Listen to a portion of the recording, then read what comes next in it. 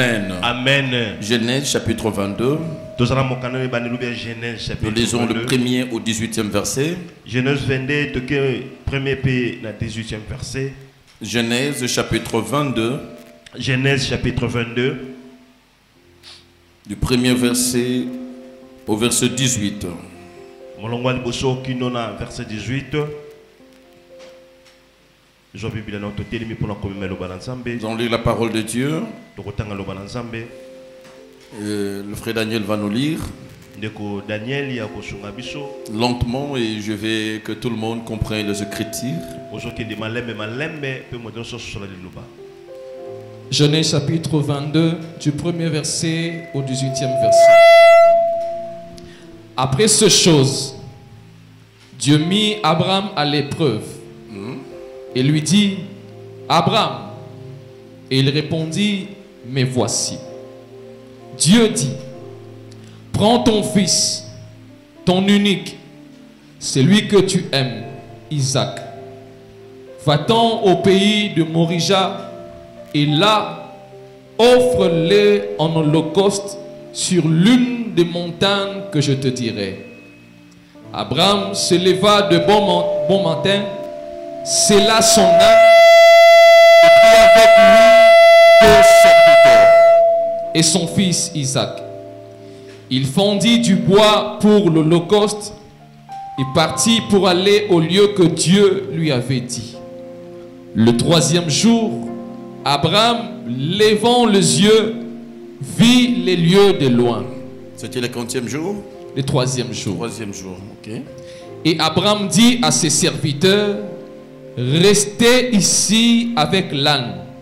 Moi et le jeune homme, nous irons jusque-là pour adorer. Et nous reviendrons auprès de vous. Verset 6. Abraham prit le bois pour l'holocauste, le chargea sur son fils Isaac, et porta dans sa main le feu et les couteaux. Et ils marchèrent tous deux ensemble.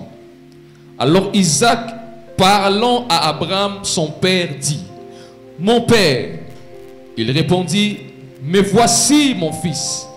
Isaac reprit: Voici le feu et le bois. Mais où est l'agneau pour l'holocauste? Abraham répondit: Mon fils, Dieu se pourvoira lui-même de l'agneau pour l'holocauste. Et ils marchèrent tous deux ensemble.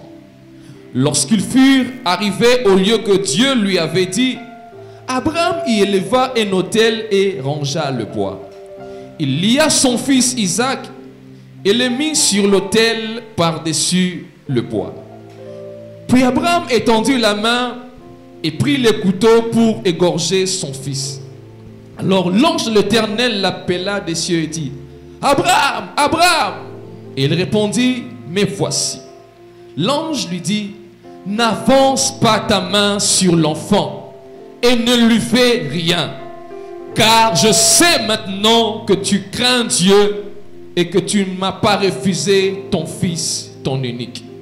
Abraham leva les yeux et vit derrière lui un bélier retenu dans un buisson par les cornes. Et Abraham alla prendre le bélier et l'offrit en holocauste à la place de son fils. Verset 14.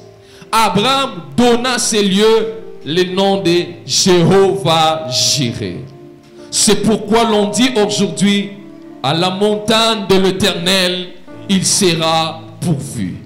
L'ange de l'Éternel appela une seconde fois Abraham des cieux et dit: Je le jure par moi-même, parole de l'Éternel, parce que tu as fait cela et que tu ne m'as pas refusé ton fils unique, je te bénirai et je multiplierai ta postérité comme les étoiles du ciel et comme le sable qui est sur le bord de la mer, et ta postérité possédera la porte de ses ennemis.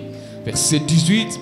Toutes les nations de la terre seront bénies en ta postérité parce que tu as obéi à ma voix. Amen. Parole du Seigneur. Nous acclamons pour sa parole. Nous Pour nous rasseoir. Je reprends le verset 5, il dit ceci. Verset 5 de Bible. Alors il dit à ses serviteurs, Bongo ayebisaki na basali na ye. restez ici avec l'âne. Botikala awa elongo na ana. Les garçons et moi, Wana nga elongo na mwana mobali. nous irons jusque là-bas pour adorer Dieu. Toko kende kuna pona kokuma mbela Nzambe. Puis nous reviendrons vers vous. Sima toko zongela bino. Ça semble incompréhensible.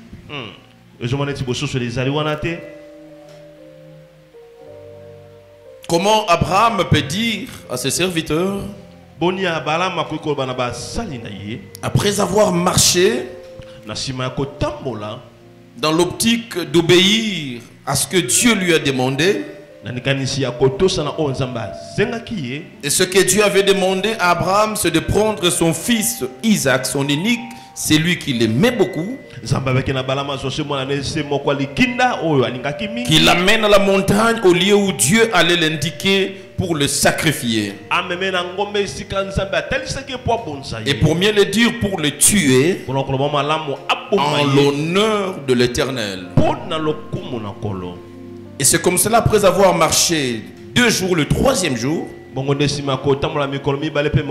et quand il a aperçu de loin le lieu où Dieu l'a indiqué,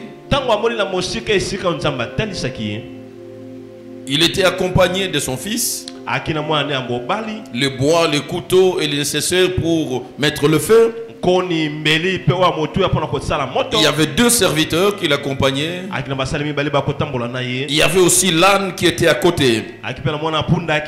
Il va demander à ses serviteurs de rester avec l'âne à ce niveau-là.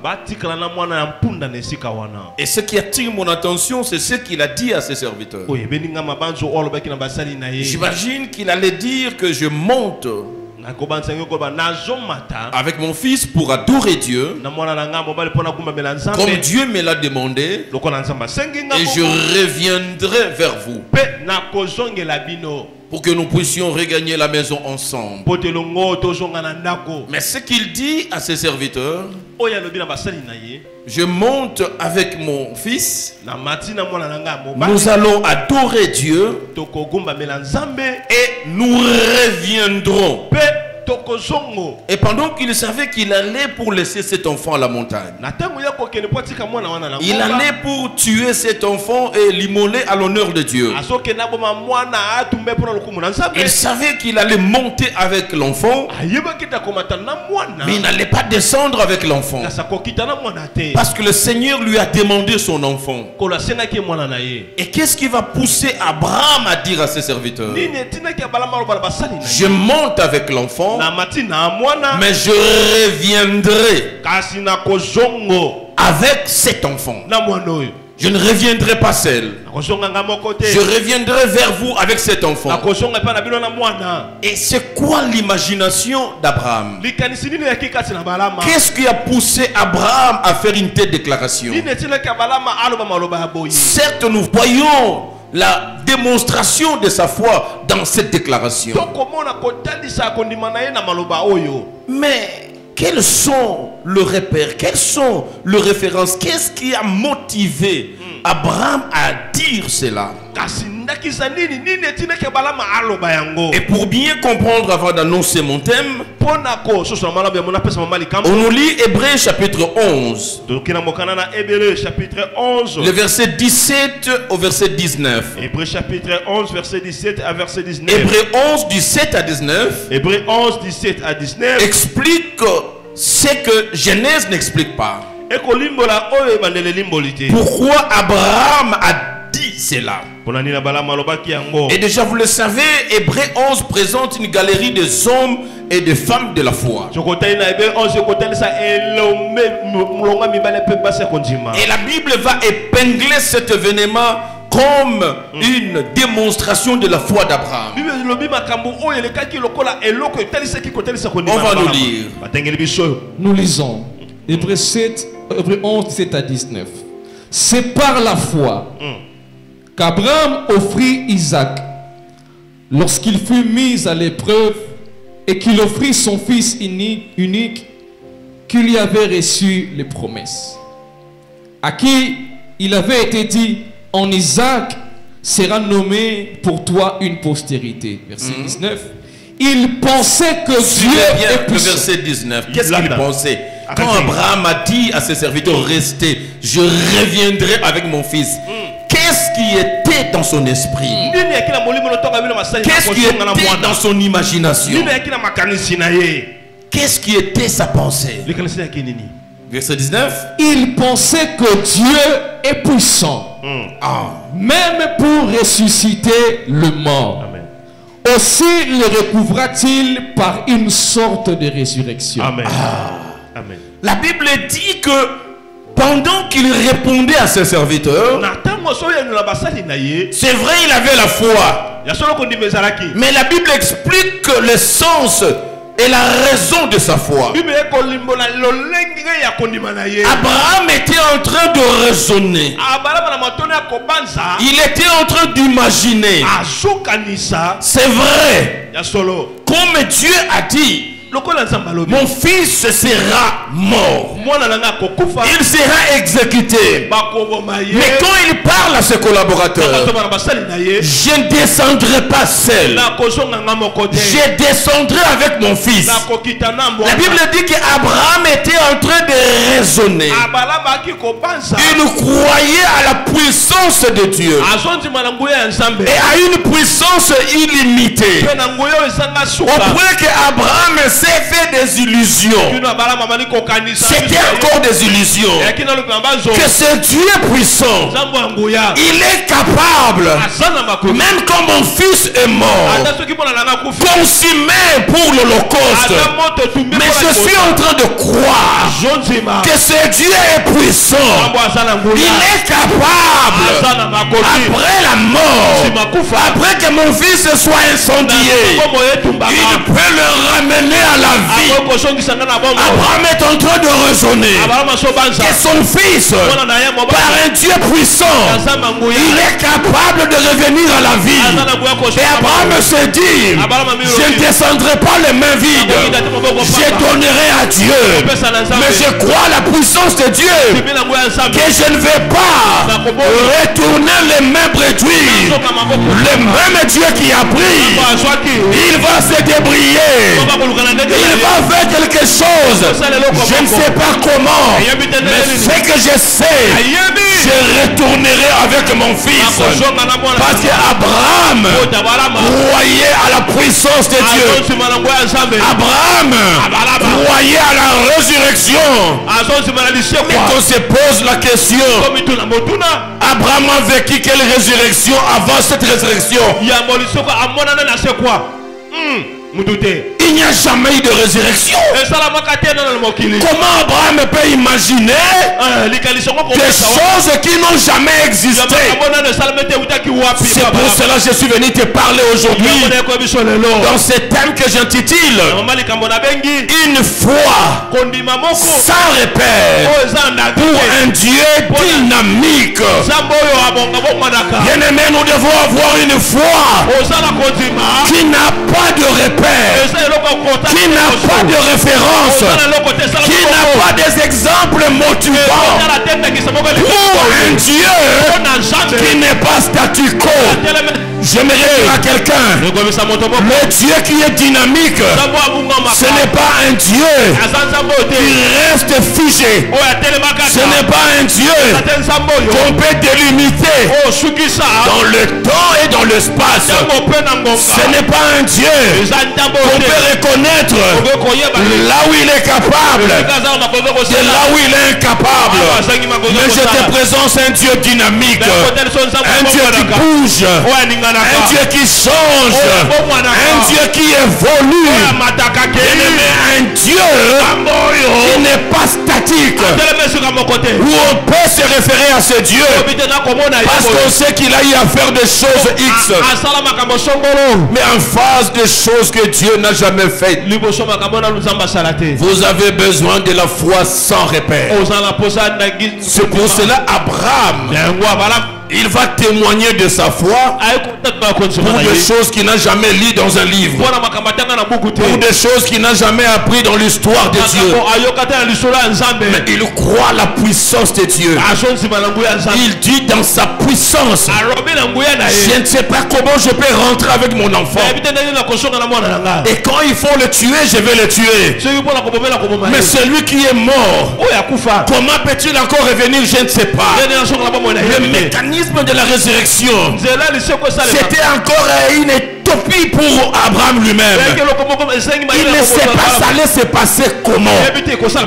Mais il croyait à la puissance de Dieu, à la puissance d'un Dieu qui n'est pas limité dans le temps, un Dieu qui n'est pas limité dans l'espace, un Dieu qui n'est pas limité à ce qu'Israël a vécu, un Dieu qui ne se limite pas à ce que le Congo traverse, un Dieu dynamique. Quand nous parlons d'un Dieu dynamique, c'est un Dieu qui bouge, c'est un Dieu qui évolue, c'est un Dieu qui change, c'est un Dieu en lui il y a le développement, des choses qui vont arriver.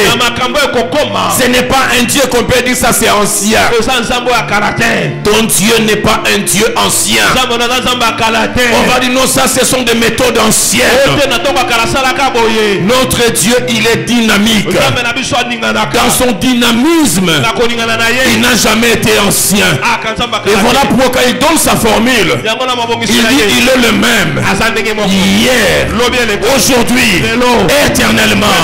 S'il a surpris, c'est du hier. Pour des choses qui sont passées hier, ce Dieu va te surprendre. Toi d'aujourd'hui, avec les réalités d'aujourd'hui. Est-ce que je parle à quelqu'un? Pour vivre le mystère d'un Dieu dynamique, frères et sœurs, nous devons avoir une foi sans repère. La foi qui a de repères, c'est cette foi qui est inspirée par ce qui s'est passé auprès des autres. Amen. Ah, il a guéri les malades. Et comme je suis malade, je sais que c'est un Dieu qui guérit. Donc il va me guérir moi aussi. Ça c'est une foi, mais qui a des repères. Il y a des éléments motivants. Il y a des éléments qui vont asseoir ta foi. Mais ce matin, je suis venu t'amener au plus haut niveau, où il faut espérer, il faut démontrer sa foi là où tu n'as pas de repère. Et voilà, Abraham n'avait pas de repère. Aucune personne à qui Dieu a demandé son enfant, pour que Abraham se réfère. Il avait aussi demandé à X. Et comment ça n'était fini devant une telle réalité, où mon cas n'a pas un exemple illustratif, où mon cas n'a pas de référence. Et comment dois-je fonder ma foi? Il faut une foi qui n'a pas de repère, mais une foi qui croit à la puissance de Dieu.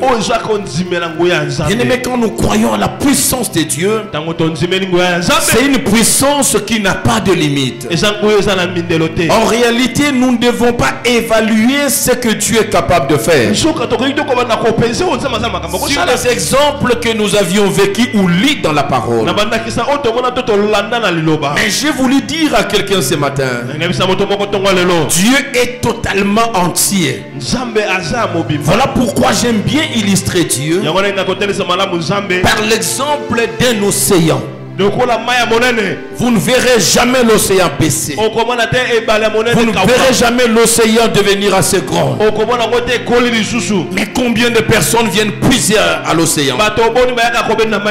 Et combien d'eau coule à l'océan et passe, l'océan reste intact. C'est ça la puissance de Dieu. Si ceux qui nous ont précédés ont puisé dans l'océan qui s'appelle Dieu, cet océan n'a jamais baissé. Cet océan n'a jamais tari. Nous allons puiser. Et ceux qui viendront après nous vont puiser. Ce Dieu restera Dieu, comme si personne n'a tiré une force de sa part. Et la foi, c'est aussi le récipient que chacun de nous amène. Celui qui vient devant l'océan avec un gobelet, il ne puisera qu'à la limite d'un gobelet. Celui qui vient avec un seau, il ne puisera qu'à la limite d'un seau. Celui qui veut puiser des tonneaux, il amènera la foi des tonneaux. Donc bien aimé, nous allons puiser dans notre Dieu. Nous allons puiser dans la puissance de Dieu selon notre foi. C'est notre foi qui détermine jusqu'où Dieu doit se limiter. En réalité, Dieu ne se limite pas par soi-même. Dieu ira partout où tu l'amèneras, partout où ta foi l'amènera. Si ta foi l'amène à guérir les malades, il guérira les malades. Mais si ta foi l'amène à ressusciter les morts, il ressuscitera le mort. Vous verrez que Dieu, dans sa manière de faire, il est toujours dynamique. Il ne fait pas la même chose de la même manière. C'est ça notre Dieu. Il ne fait pas la même chose de la même manière. Marc chapitre 5. Marc chapitre 5. Verset 22 à 24. Verset 22 à 24. Et puis 35 à 42. Rapidement, on va nous lire. Marc chapitre 5, verset 22 à 24. Marc chapitre 5, verset 22 à 24. Alors vint un chef de la synagogue nommé Jairus, qui l'ayant aperçu se jeta à ses pieds et lui adressa cette instante prière: ma petite fille est à l'extrémité. Viens, impose-lui les mains afin qu'elle soit sauvée et qu'elle vive. Jésus s'en alla avec lui. Une grande foule le suivait et le pressait. Verset 35 à 42. 35 à 42. Comme il parlait encore, survint de chez lui le chef de la synagogue des gens qui dit: ta fille est morte. Pourquoi importuner davantage le maître? Mais Jésus, sans tenir compte de ces paroles, dit au chef de la synagogue: ne crains pas, crois seulement. Et il ne permit à personne de l'accompagner, si ce n'est Pierre, à Jacques et à Jean, frère de Jacques. Ils arrivèrent à la maison du chef de la synagogue, où Jésus vit une foule bruyante et des gens qui pleuraient et poussaient des grands cris. Il entra et leur dit: pourquoi faites-vous du bruit? Et pourquoi pleurez-vous? L'enfant n'est pas morte, mais elle dort. Et il se moquait de lui. Alors, ayant fait sortir tout le monde, il prit avec lui le père et la mère de l'enfant et ceux qui l'avaient accompagné. Il entra là où était l'enfant. Il la saisit par la main et lui dit: Talita Kumi, ce qui signifie: jeune fille, lève-toi, je te l'ai dit. Aussitôt, la jeune fille se leva et se mit à marcher, car elle avait 12 ans, et ils furent dans un grand étonnement. Alléluia. Amen. Amen. Et si on nous présente l'histoire de ce chef de synagogue Jairus, il va venir voir le Seigneur Mon parce que sa fille était malade. Il voit le maître, il pose son problème. Et le maître lui dit, allons-y. Et dans l'entretemps, la femme à la perte de sang va s'y mixer. Elle a retardé le Seigneur pour que le Seigneur s'occupe de son problème. Guérison de sa maladie. Parce qu'elle coule le sang pendant 12 ans. Jairus qui attendait que le maître finisse avec la femme à la perte de sang pour qu'il puisse aller dans sa maison où sa fille était malade. Et pendant que le Seigneur finissait de guérir la femme à la perte de sang, ceux de la maison de Jairus rejoignent Jairus sur place. Ils vont dire à Jairus, ce n'est plus important de déranger le maître, parce que ta fille qui était malade, elle vient de mourir. Elle vient de mourir. Arrête d'importuner le maître. Pourquoi quand il venait chercher Jésus, ceux de sa maison ne l'ont pas découragé? Parce qu'ils avaient le repère de Jésus. Ils avaient le coup que Jésus guérissait les malades. Ils n'ont pas découragé Jairus à chercher Dieu. Ils ont laissé Jairus aller chercher le maître. Parce qu'ils savaient, ils avaient de repères que Jésus a guéri à gauche et à droite. Donc s'il vient aussi chez nous, notre fille sera guérie. Mais pendant qu'il traînait, les choses ont évolué. L'enfant est mort. Alors il n'avait pas de repère. Parce que dans le ministère de Jésus, jusqu'à ce point-là, il n'y avait pas encore un miracle de la résurrection. Jésus n'avait pas encore ressuscité un mort. Donc il n'y avait pas de repère. C'est pour cela le même membre de la famille, ils vont dire c'est fini avec le maître. Nous connaissons sa puissance. C'est sur le malade. Mais maintenant, la situation de notre fille, ce n'est plus la maladie, c'est la mort. Laisse le maître tranquille. Ça, ce n'est plus l'affaire du maître. Il n'a jamais ressuscité quelqu'un. Jésus a appris ça. Il a dit à Jairus, n'aie pas peur, crois seulement. Est-ce que Jairus avait le problème de croire? Le fait de venir jusque devant le maître, ça prouve qu'il croyait. Mais Jésus a vu que les choses ont changé. La dimension de la foi devait être dynamique au dynamisme de la situation. Il croyait, c'est vrai, à un Jésus qui peut guérir.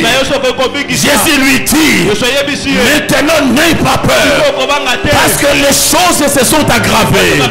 Crois seulement. Donc crois pour la deuxième fois. Si à la première fois tu as crié avec repère, maintenant crois sans repère. Crois sans repère. Crois sans repère. Et cet homme a cru. Il a entendu Jésus.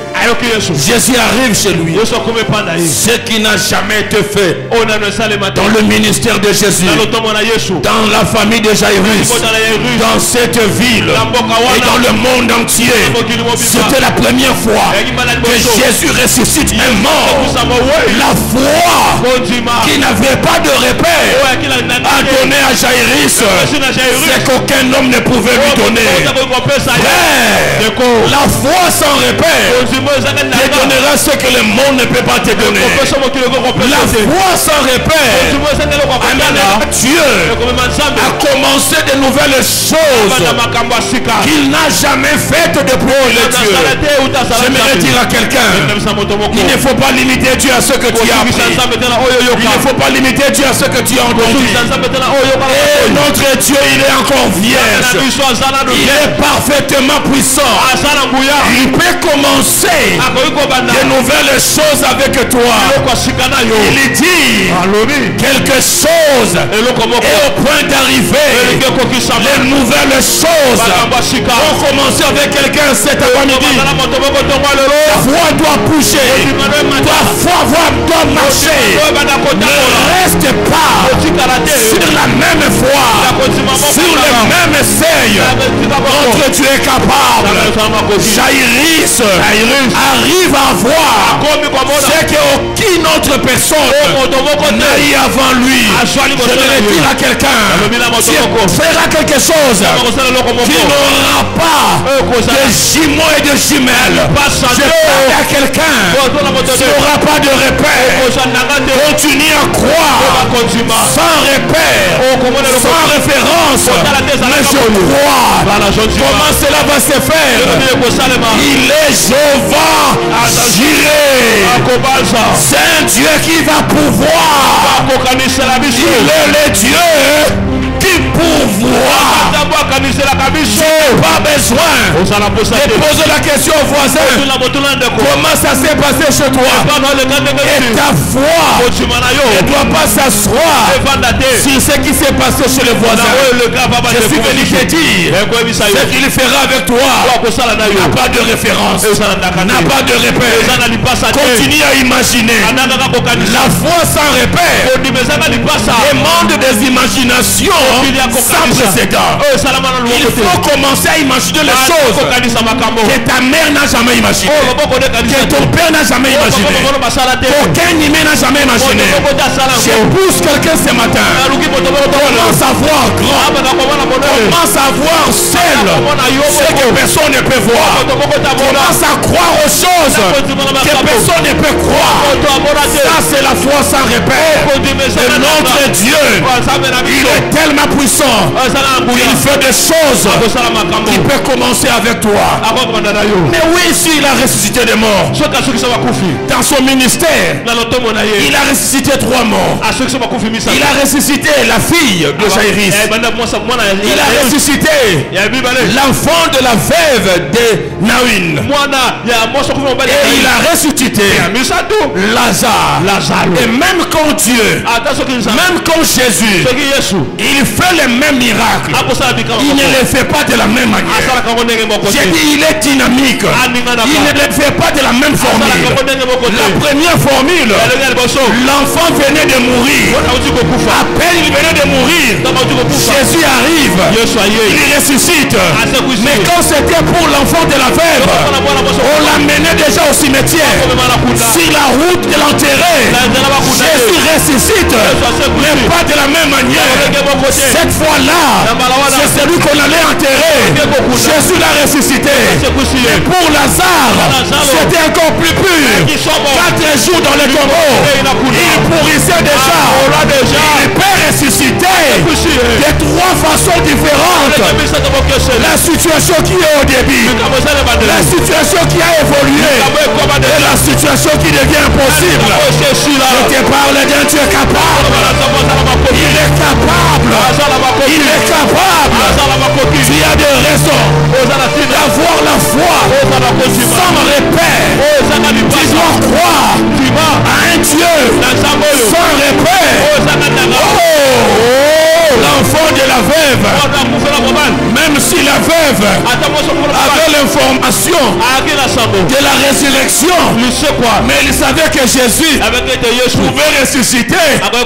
Aussitôt que quelqu'un rend l'âme, il y a encore des signes à récupérer. On pouvait comparer Jésus à un service de réanimation. Parce qu'à l'hôpital, quand quelqu'un meurt, on peut le garder des heures et des heures. On est en train de le réanimer. On est en train de les ramener à la vie. La veuve, on va dire c'est un Dieu réanimateur. Parce qu'il a ressuscité quelqu'un qui venait de mourir. Mais pour mon cas, ce n'est plus la réanimation. Nous sommes déjà au cimetière. Nous avons déjà l'enterré. Mon Dieu n'est pas un réanimateur, mais c'est celui qui appelle à l'existence les choses qui n'existent pas. Il ramène de la vie Ce qui est déjà mort, il est arrivé au cimetière. Il a bloqué le processus d'enterrement. Est-ce que ce matin, Dieu bloque le processus de l'enterrement de quelqu'un? Ce matin, moi qu'on voulait déjà enterrer, ce qu'on voulait enterrer, que Dieu arrête le processus. Il a arrêté. Il s'est révélé. Il n'est pas réanimateur. Il est donneur de la vie. Donneur de la vie.